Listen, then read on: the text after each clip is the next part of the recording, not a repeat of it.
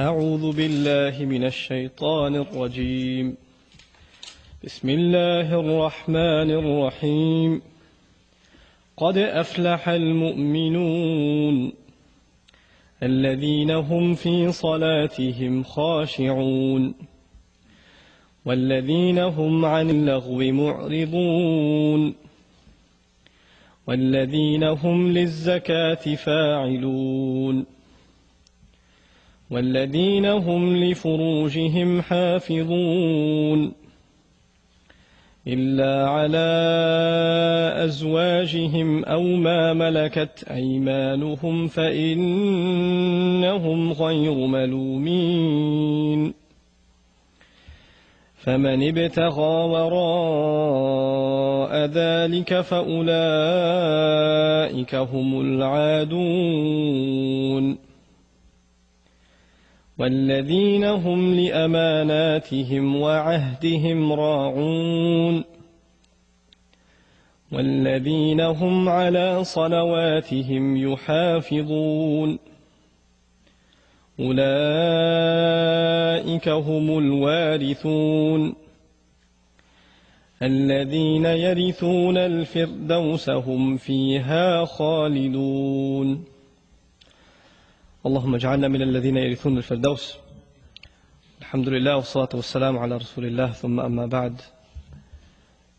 We were up to the ayat about guarding one's privates, وَالَّذِينَ هُمْ لِفُرُوجِهِمْ حَافِظُونَ, and we made the intention إِلَّا عَلَى أَزْوَاجِهِمْ أَوْ مَا مَلَكَتْ أَيْمَانُهُمْ فَإِنَّهُمْ غَيْرُ مَلُومِينَ, that we're going to discuss some of the lessons in this ayah بإذن الله today, and specifically in regards to married couples and the issues therein that are big problems in the Muslim community nowadays, and simply because the guidance of Allah Azza wa Jalla is being ignored in these matters in the home. I mentioned this at another dars, but I want to reiterate it. A lot of times what Allah subhanahu wa ta'ala reveals as universal guidance, when you share it with somebody that has a specific situation, the first thing that comes to their mind is, I know the ayah is there, but it doesn't apply to my situation. I have a special circumstance, right? The ayah is great, it's beautiful. But it's, I understand that that's there, but you need to understand my specific situation. And this is the attitude that the prescription and the guidance and the solutions that Allah subhanahu wa ta'ala provided, they are theoretical, and maybe they apply for everybody else. But for me, you have to give me something different, And so this attitude, we have to shave off this attitude. And we have to develop the attitude that Allah's solution subhanahu wa ta'ala is the solution. What He subhanahu wa ta'ala offers is brief, is concise. Sometimes it seems like that solution is too easy to be right. It's too simple to work. But subhanAllah, that's the beauty of this deen. Simple solutions that help the most complicated problems and solve them and take care of them. So the thing that we wanted to share today, inshaAllah ta'ala, are the words, إِلَّا عَلَىٰ أَزْوَاجِهِمْ أَوْ مَا مَلَكَتْ أَيْمَانُهُمْ فَإِنَّهُمْ غَيْرُ مَلُومِينَ. These are the people who are in regards to their privates, they guard them, especially in regards to their privates, except where they are rightfully allowed to have pleasure with, have intimate relationship with who? With their spouses or what their right hands possess. And I'm going to leave the right hands possess part for the end, inshallah. Because that's an academic discussion, we really shouldn't be bothered with it too much nowadays, because I'm not sure if anybody here has anybody that their right hand possesses. So, let's talk about what is most relevant within our context and then discuss that. Usually, most of the time when Muslims ask about the possession of the right hand, it is, how come Allah said that? How do we tell the non-Muslims about this? Right? That's basically what it comes down to. First of all, even that attitude in and of itself is incorrect. We're not here to explain or, do away with the flaws in the Qur'an, ma'adallah. The Qur'an is flawless and the deen is flawless. Right? So the urge shouldn't be to, let me tell you, it's not so bad. Let me reconcile it for you so you don't feel so bad about it anymore. Because that's really not the issue. The people who raise criticism against our deen, they will come up with things like polygamy and, the concubines and the women in paradise, the hur al-ain in paradise, right? And they'll come up with violence in the Qur'an and, etc., etc. The list just goes on and on. The male versus female witnesses. Most of them having to do with the feminist movement, if you think about it, right? But when you respond to one criticism properly, guess what? They'll say, oh yeah, let me come up with another one. And then you go and respond to that one, and then they'll come up with another one. And then you respond to that one, and they'll come up with another one. So you have to understand to play the game a little bit. And the way we understand to play this game is the way Allah subhanahu wa ta'ala, He responded and rebutted Bani Israel, who were very good at asking questions. And Allah quotes a lot of their questions in Qur'an. They ask this, the messenger answers. They ask that, the messenger answers. Until it reaches a saturation point, and they ask after that, and the messenger ﷺ is told to give them the most stern of the answers. Right? They ask about Dhul Qarnayn, find the answer has been given. They ask about the Ruh, find the answer has been given. They ask about the people of the cave, the answer has been given. They ask who gives you revelation, the answer has been given. They keep, how do you have a boy sometimes? How is there a girl born sometimes? Go ask your Lord this. The answer has been given. And then eventually they ask again, أَإِذَا كُنَّا عِظَامًا وَرُفَاتًا أَإِنَّا لَمَبْعُوثُونَ خَلْقًا جَدِيدًا. This is even asked by some of the Bani Israel. Are we going to be raised again? Even though it's in their revelation. This is in Surah Al-Isra. And Allah this time, you know what? That's enough. قُلْ كُونُوا حِجَارَةً أَوْ حَدِيدًا. Tell them even if you turn into rocks or iron, you're going to be returned again. So it's, what the response is? You know what? Enough with your questions.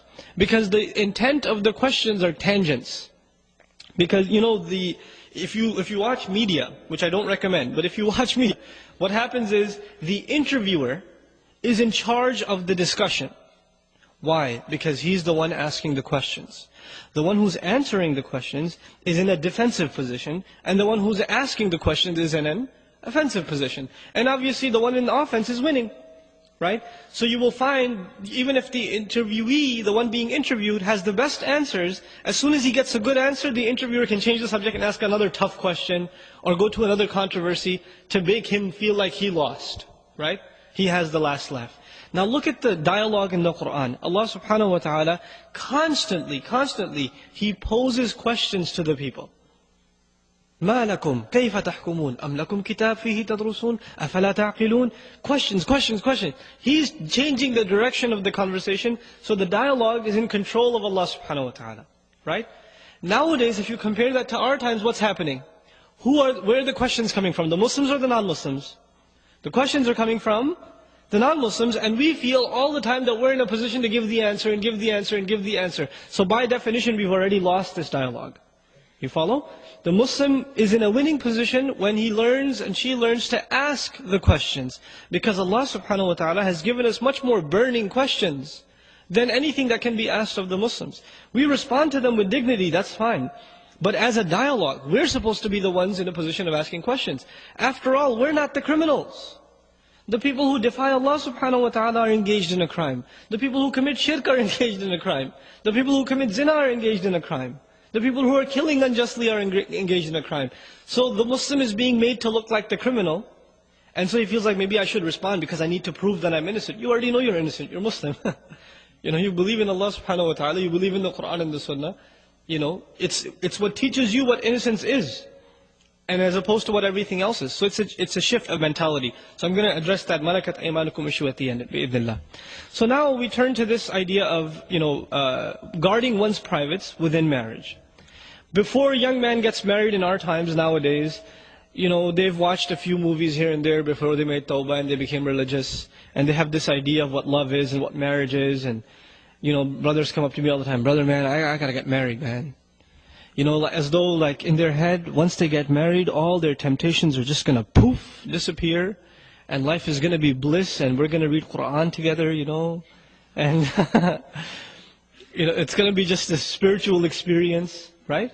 And there's this fantastic view of what marriage really is. Those of you that are married are probably not even laughing right now, because they're like, what? Because, what is he talking about? Because you don't even remember feeling that way, right? So, yeah, it's many a times you do run into a brick wall, because what is shown to us about marriage, our idea of marriage, especially the modern mind, whether Muslim or otherwise, the modern idea of love and companionship and a man and a woman together, the idea of it is basically the same as dating.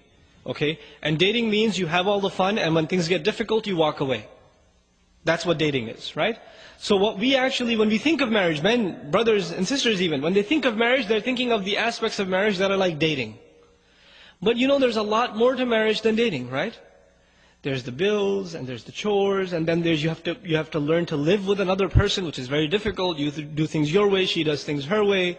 and now there's a towel hanging the wrong way, or the toothbrush is in a different place, or something, there's too little sugar in your coffee or something, or little things start adding up and in the beginning, I love her too much, I'm not going to say anything, I can handle this. But a couple of years later, it starts piling up and you're like, again with the sugar, and it starts adding up. Now this doesn't happen in dating because you're tired of this girl, move on to the next one. Or she's tired of you, I think, I don't want to deal with your smell anymore, I'm out. It's just walk away from it. But marriage is a serious commitment. And the terminology used in Quran is very strong. Al-muhsanat, al-muhsinin. The ihsan, in Arabic, it's the word used for putting someone inside a fort, like a military camp. The idea of that is there are enemies outside. Once you're inside this military facility, you're safe, right? So women are described as women, are females that have been put inside the camp of protection. And who's protecting them? The husband is. From everything, from sadness, from difficulty, from shamelessness, in terms of ignorance, he's protecting them, he's giving them an education, he's protecting them in every single way.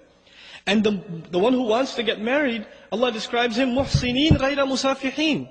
There are people there are men who have the intention of bringing women into this fort, into their protection, to start families, not just to get their desires out. غَيْرَ مُسَافِحِينَ. Musafih is someone who has hormones overtaking him. He just wants to get his lusts out of his system. That's why he wants to get married. That's it. Right? So Allah changes our mindset about marriage. But if you marry for the right reasons, then you will have a healthy relationship with your wife. If you marry for the wrong reasons, and the wrong reasons are, I have hormonal problems, that's why I want to get married. And that's it. You know what? You're going to have a miserable marriage and you'll never be satisfied. And many of you learned this the hard way already. Because the intention was all messed up. The intention has to be to start a family, to please Allah subhanahu wa ta'ala, to increase the good in society. And then the other principle we have to remember, and if we don't remember it, a lot of times husbands and wives are very dissatisfied and they're more prone to the fitna of fahsha. There are new statistics out there, very disturbing. They were released last year. Some sociologists did statistics on, sites, you can do IP address search on where the hits are coming from on various websites. And they did statistics globally on pornography. And the majority comes from Muslim countries. And, there's a reason for that. There's a reason for that. Because there's a serious problem in the Muslim countries. And it's a horrible thing. It's unthinkable. But we're on top of this statistic. Why? Because there's a serious problem inside the home. And it's not just young people, it's married people too. We have to change the way we take care of our families so we can address these problems. And if we don't address them, then we're not able to guard our privates. Not our eyes, not our hands, and then things get worse beyond that, right? So now, the underlying principle in marriage, as it is in everything else in this deen of Allah subhanahu wa ta'ala, you worry about your obligations and you forget about your rights. I know that sounds very harsh. But if you can do that, experiment it for 6 months. Forget about your rights, worry about your obligations. What can I do for my wife? What more can I do for her? Can I buy her a gift? I haven't given her anything for a long time. If she makes a mistake, pretend like she didn't even make it, right? وَإِن تَصْفَحُوا وَتَغْفِرُوا تَعْفُوا وَتَصْفَحُوا. Tasfahu means cover the page. When you cover a page, you can't see the previous page, right? So if your wife makes a mistake, you pretend like you don't even see it, right? Instead of bringing it up and again with this, So you cover her mistakes and you go out of your way to fulfill your side of the obligations. You go out of your way to show sabr and compassion and overlooking, and even the hurtful comments, you don't respond to them except with a smile, etc., etc. You go out of your way to do your part. Because when you start expecting, you expect certain things from your wife. She should take care of me. I have physical needs. I have psychological needs. She should give me company. She should be nicer to me. She should smile when I come home from work instead of frowning at me all the time and reminding me what groceries I didn't do or what laundry I forgot to finish, right? She should be nicer to me. There's always these expectations in your head. And the believer, who does he expect from? The believer expects from his Lord, right? Because everyone besides Allah subhanahu wa ta'ala will disappoint your expectations. ضَعُفَ الطَّالِبْ وَالْمَطْلُوبِ is a universal principle Allah Azza wa Jalla revealed. The one who seeks, the one who demands is weak, has been weakened. And whatever he seeks has also been weakened, inherently weak. So long as you place any hopes in creation, you are necessarily going to be disappointed. You put hopes in your boss, he's going to give you a promotion, it's not going to happen. You know? You put hopes in a friend, he's going to come through, he gave you an appointment time, he's going to pick you up, he's going to be late. He's not going to be able to make it. You put hopes in creation, you put hopes in things, they will disappoint you. Allah Azza wa Jal wants us to learn to place hopes only in Him. And then when this attitude is developed, then what happens is, if your wife gives you a little, you're very grateful because you weren't expecting anything. A lot of times what happens is, we read a couple of Islamic books, maybe a couple of hadith about the rights of a husband and the rights of a wife, and what the crazy thing that happens is, husbands are reading about what husbands deserve, and wives are reading about what wives deserve. As opposed to the opposite. Husbands are supposed to be reading about what? What the wives deserve. But everybody's obsessed with themselves. They're selfish. Even when they come to Islam, they learn and they study that which serves them. So for example, parents, they may not know any Qur'an, but they know وَبِالْوَالِدَيْنِ إِحْسَانًا. They know that one. They don't even know where it is in the Qur'an, but they know this by heart. Right? Why do they know this by heart? Because it serves them. Right? The men, they may not know much about Qur'an, but as soon as the wife says a word, الرِّجَالْ قَوَّمُونَ عَلَى النِّسَاءِ. You know, the men are qawwamun, because it's self-serving. Now you're not a servant of Allah subhanahu wa ta'ala, you're using Allah's deen to serve yourself, right? So one has to understand, our deen first and foremost is a responsibility to fulfill our obligations. So we study and we learn how do we excel with our wives? How does the wife excel with the husband? You know, I gave a khutbah some time ago about the rights of the wife and the husband. And you know, I made 2 handouts. One was advice for wives, one was advice for husbands. And I said it over and over in the khutbah. Don't read the rights of the husband. Husbands, don't read those. Just read the rights of the wife. I made a handout for you, don't read the wife's handout. Read your handout. 20 brothers come up to me after the khutbah. Brother, that handout for the wives, can you give me a copy? It's like, no, I can't give you a copy. Because you're going to go home and say, see this? Point number 4 right here? You've been missing out on this for 6 months. You know? And these are real problems in marriage. This can lead to a really serious turmoil in marriage. So you want to have a healthy relationship in marriage, you have to take care of your obligations. And you, subhanAllah, Allah will put sakina in your marriage. And Allah Azza wa Jalla says about marriage, وَجَعَلَ بَيْنَكُمْ مَوَدَّةً وَرَحْمَةً. These beautiful words of Qur'an. You will find these words applicable in all of your married lives, those of you that are married. Allah says He put between you, between the husband and wife, love, mawadda, and it's passionate love. Allah says mawadda, wa rahma, and mercy. Because in the beginning of marriage is very passionate. You're obsessed with your wife. You can't think about anything else. Your friends call you, they go straight to voicemail. Right? Because you just got married. For 6 months you're out of sight, nobody sees you. But then as marriage goes further, what keeps marriage alive? Isn't that anymore? Because other obligations come in. There's kids, there's work, you're not on honeymoon anymore. How do you keep the marriage sustained? Rahmah, mercy towards your wife. Mercy towards the husband. Courtesy between you. You know, this man comes to Umar radiallahu anhu, he says, I want to divorce my wife. And he says, why do you want to divorce your wife? He says, I don't love her anymore. I don't find her attractive anymore. And so Umar radiallahu anhu asked him, فَأَيْنَ الرِّعَايَةِ? What about courtesy? What about the courtesy you owe your wife? She doesn't take care of your kids? She hasn't put up with you all this time? You know? And you know, we're difficult creatures to put up with, men. Right? We're very difficult creatures to put up with. And our wives put up with us. Even if they say a couple of words here and there, in the end they still put up with us. Right? So they do quite a bit for us. So we can't just say, oh, well, she doesn't look like what I was imagining back in the day when I didn't used to lower my gaze. I saw some things on TV and I was expecting that. This is, really, it's not the healthy attitude. You have to, if the believer watches their gaze and they control their temptations and then they do the best with their wives, they will be the most satisfied and they won't have any temptations outside. But at the same time, and I'm ranting on the brothers, but at the same time the sisters have to understand this. Allah subhanahu wa ta'ala created men and women very differently. Men, their biggest weakness is women. They could be richer, they could be poor, they could be, healthy and not very healthy, skinny and fat or tall, doesn't matter what culture, what language, all of them have the same weakness, women. And women, Allah Azza wa Jal, in majority cases, He made them oblivious to this weakness of men. They don't realize how bad it is. So when the ayah comes and a woman reads it, lower their gaze, oh yeah, I could do that. And they're like, what's the big deal? Why can't men just lower their gaze? And then you don't understand. What don't I understand? You have eyes, I have eyes, they have retina. It processes the same information. So what's the problem? You see, they don't understand the power of this desire that Allah subhanahu wa ta'ala put inside of us and mentioned as number one, زُيِّنَ لِلنَّاسِ حُبُّ الشَّهَوَاتِ مِنَ النِّسَاءِ. Number one of the desires that were beautified for men were desires for women. Right? The number one fitna the Prophet ﷺ fears for the men of this ummah is what? Women. Because it's a serious problem.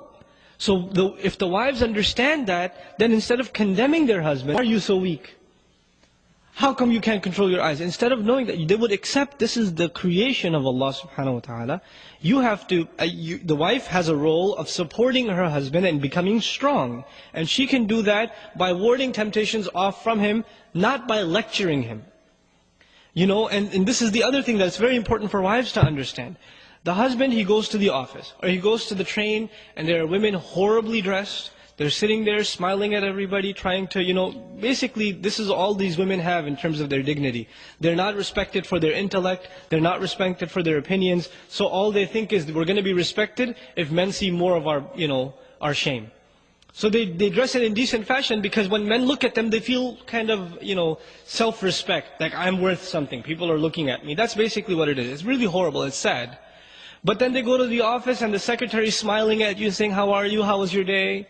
You know, what are you getting for lunch? Oh, you're fasting. Oh, that's nice. You know, and they're smiling at you.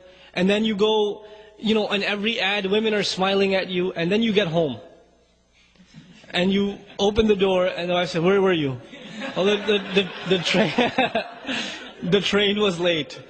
Oh, every day the train is late. Oh, I understand. You know, and there's a frown every day. And the first day it's okay, the second day it's okay. 10 years of this, 12 years of this, what's going to happen? The husband has resentment towards the wife, even if he doesn't say anything. He's building resentment inside. And the simple solution of the Messenger ﷺ, a smile of the wife when the husband comes home. You know how big a deal this is? This is not a small thing. It stabs the husband when the husband comes home and the wife doesn't care. And you know, he's very disturbed by that. He may not say something, but it really, really hurts husbands. And it hurts the relationship. And it comes out in weird ways. Now that they're hurt, they're kind of upset as they're having dinner. Oh, there's not enough salt in here. You know, there's something wrong.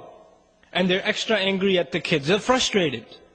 But the same scenario, the wife opens the door and she greets the husband with a smile. Just a smile, it's not expensive. But what happens? The rest of the night goes smoothly. The husband's in a good mood. He's talking to her. When he's talking to her, I don't want to talk right now, I have a headache. Is that going to happen? All started from where?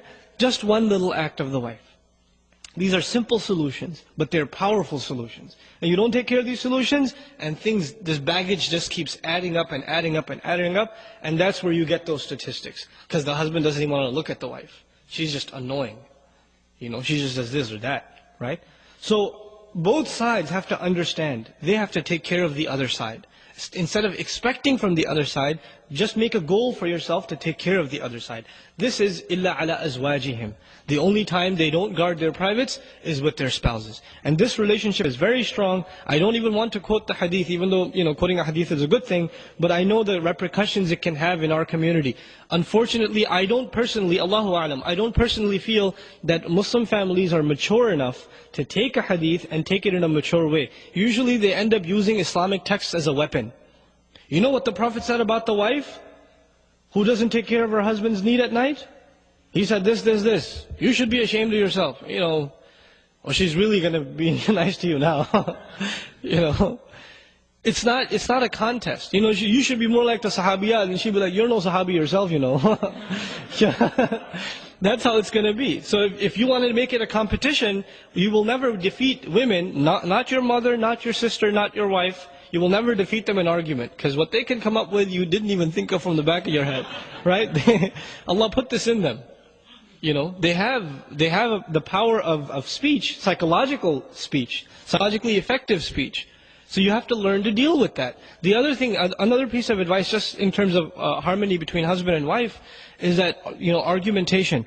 Men seem to think everything can be solved by reasoning and logical evidences, right? And they forget that Allah subhanahu wa ta'ala didn't create women in this simple black and white fashion. Women are complicated creatures. When you get married, many of you will testify your wife is crying one day, and you ask her, why are you crying? She'll say, I don't know. I'll talk to you later about it. And you say, no, really, is this something I did? No, leave me alone. I don't know. And they really don't know sometimes. And if they do, it's too complicated for you to understand, so they'll say you're not going to get it. Right?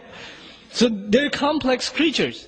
And so you will learn this, and when you're not married, you'll learn this with your mother, and you will learn this with your sister. You try to reason with them, you give them reasons for why you did something that disappointed them. They'll say, oh, so you know so much better, fine. Next time, I shouldn't argue with you because you're so smart. Right? And their feelings will be hurt. Who just lost that argument? You did. Because you tried to reason. The way you argue, or you want to make your point with women, what's the best way to make your point with women? It's not by argument. The best way to make a point with your wife, to make a point with your mother, is actually the sunnah of the Messenger ﷺ. One, mercy. Second, silence. Silence. You know how effective silence is for good believing wives? If the husband is silent, then she will say, what's the matter? Is there something I did? But if the husband talks back, man, she will talk back way better than you can. Right? She will come back with a better rebound than you ever thought it possible. But if you're silent, and if there's an ounce of goodness in her, she will come and say, maybe even if I don't think it was my fault, I'm sorry. But the husband has to learn this technique of silence. And not silence with a frown and pushing her away. Just a little extra sad puppy face here and there. Try it with your mom, see if it works. And it will work with your wives also, inshallah ta'ala. Right? But this is important. These are the etiquette of marriage. The Messenger ﷺ, he could yell at his spouses. He could say harsh things to them. He doesn't. Because the relationship is so fragile, this relationship. And shaitan wants every opportunity to destroy it. And as soon as he destroys it, what's going to happen? Corruption in the Muslim community is going to happen. That's what's going to happen. Men are going to be not guarding their eyes anymore. And other things are going to happen. Scandals are going to spread. This is how they spread. From bad marriages. All the great tragedies that happen in the Muslim community that people don't even want to talk about because they sound so disgusting, where did they start? They start from a husband not taking care of the wife, and a wife not taking care of the husband. So this is at the heart of being a believer and sustaining our iman. Taking care of the wife and taking care of the husband. May Allah subhanahu wa ta'ala make us the best husbands and grant us the best wives. Then, the next thing, أَوْ مَا مَلَكَتْ أَيْمَانُهُمْ, what your right hands possess. And of course this is a big bone to pick among Western academics. How come Islam allowed for women slaves and all of this stuff. The first response that you need to understand is that, if you just change the terminology just a tad bit, just a little bit. I'll take 5 more minutes and I'm done, inshallah. If you change terminology just a little bit, historically speaking, when were women taken as captives in situations of war? I'm not talking about the Islamic civilization alone. Historically speaking, any civilization, when are women taken as prisoner? Either under prostitution or under war, right? They're taken as captives, POWs. Now, either of those scenarios, how pleasant are they for women? Those two situations in which women are under another's rule, another's, authority. Both of those situations are horrendous, even today. If women are captured in a village by a military, you know what happens. In our times, by the most civilized army, right? By the most humanistic army. The army that takes 2 years of ethical training, and then goes and takes over a village, what happens to those women too, right? Now Allah subhanahu wa ta'ala revealed, and our deen isn't in idealism, our deen is in practical realities. The practical reality is this situation will occur. There will be women that will be in that situation. So what do you do with them? Allah subhanahu wa ta'ala put them under the authority of the believers. And the other interesting thing in this is that, POWs, you can do whatever you want, unthinkable things with them, and nobody can question you. But this is not the case with malakat aymanukum. What your right hands possess, they have rights. Their children have a shared inheritance. Practically they enjoy everything a wife enjoys. The only difference is the term nikah. And why not the term nikah? It's a very simple thing. The nikah is a transfer of responsibility. It's a contract which transfers responsibility from who to who. It transfers responsibility from the previous wali to the new wali. The previous wali was who? The father, if there's a brother or a grandfather, somebody, the man of the house, right? And now who's the new wali? The husband. It's a transfer of responsibility. In situations where the woman was already inside your house. Before Islam, even the Sahaba owned some women. They're already there. If you do nikah technically means transfer of responsibility. So who are they transferring responsibility from? Themselves? It doesn't make sense. So what do you have to have? The responsibility itself. The transfer is not so important as the responsibilities themselves. So what does Quran and Sunnah do? It reveals the responsibilities in those situations. In case there's a transfer, nikah. In case there's no transfer, the responsibilities apply. You follow? So this is the second thing. So it's semantics. And if you just look at this one word, responsibility, and you say, you know what, you have a problem with the word concubines? Let's talk about the word responsibility. Let's talk about Western society, where every 2.5 to 3 minutes a rape is taking place, and teenage girls in public schools are getting pregnant, and they don't know who did it. And this hideous society is coming to life, and nobody's taking the one word. Nobody's taking responsibility. Nobody's taking responsibility. They don't even know where to go. And there's this chaotic situation in the society. And Allah subhanahu wa ta'ala, He reveals something that takes care of the chaotic situation in society. And the final comment about this, probably the most important one. Between ayahs number 32 and 33 of Surah An-Nur, which is the next surah. This is Al-Mu'minun, the next surah is Surah An-Nur. 32 and 33, Allah subhanahu wa ta'ala, this is homework for you. Read tafsir of 32 and 33 of Surah An-Nur. In those ayat, Allah subhanahu wa ta'ala opened the door for women that were owned at the time, that they can work their way to getting married to somebody and earn their freedom. And once that happened, the only women that were left in the possession of right hands of the Muslims were either women that were, in some way handicapped, that couldn't get married for whatever sickness or something else, or they were too young to get married. There was the only two kinds of women left. Every other woman, they worked their way towards freedom. And this is a historical fact within the Sahaba's time. And that door to that, that reform in society was opened by just two ayat of Quran, 32 and 33 of Surah An-Nur. Right? So this is a historical phenomenon that we have to understand. People are making criticism about our book, and they seem like heavy criticisms only for one reason. We don't know our book. That's the only reason it feels like, oh my God, how do you respond to that? When they tell us, kill them wherever you find them, the ayah they quote from Surah At-Tawbah or Surah Al-Baqarah and other places, right? قَاتِلُوهُمْ وَقْتُلُوهُمْ, kill them and fight them and kill them and fight them. How do we respond to that? And since we haven't studied our book, we don't know how to respond. But the reality of the matter is, Allah subhanahu wa ta'ala revealed this book to people who have decent fitrah, right? Which means everything that is in Quran and everything that is in the Sunnah of the Messenger ﷺ appeals to decent human beings. It's just a matter of explaining it properly. Not compromising anything, it just has to be explained properly. Like the issue of concubines, put it in perspective to historically POW women, and it sounds like the most humane solution. Go to a woman that's imprisoned, a woman that's been imprisoned in a camp in China, or somewhere in Europe, right? Or in Russia or somewhere.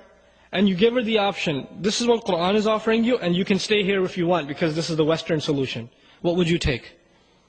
You ask a professor somewhere sitting in a university, on the leather couch, discussing these things, he'll say, well, the Western solution is better. And ask a woman that's in that state, she'll say, I'll take the Islamic solution, please. Right? Because it's grounded in reality, not in theory. That's what it is. So we have to have confidence in our deen. These things that are mentioned, they're not controversial, they're not things to be ashamed of, they're things that will actually poke a bigger criticism on society. Why aren't you looking at this solution? Do we have to tell you this? Or you're telling us to do your way, that's obviously not working. Right? So, إِلَّا عَلَىٰ أَزْوَاجِهِمْ أَوْ مَا مَلَكَتْ أَيْمَانُهُمْ فَإِنَّهُمْ غَيْرُ مَلُومِينَ. Then they are not to be blamed. فَمَنِ ابْتَغَى وَرَاءَ ذَلِكَ فَأُولَٰئِكَ هُمُ الْعَادُونَ. Then whoever pursues a way other than that, even if Allah made the halal means open, somebody pursues another way, then they are the ones that have transgressed. They are the ones that have transgressed. Inshallah ta'ala, we're just going to discuss that part of it. The pursuit of ways other than marriage. And how the Muslim community has made the halal way of marriage so profoundly difficult for its youth, that the haram way is so much easier an option. And we've done that to our kids. We've done it to our kids by making nikah extremely Muslim community. So we'll discuss that tomorrow, bi'idhnillah. Barakallahu li wa lakum fil Qur'an bil ayat wa dhikr al hakim. Assalamu alaikum.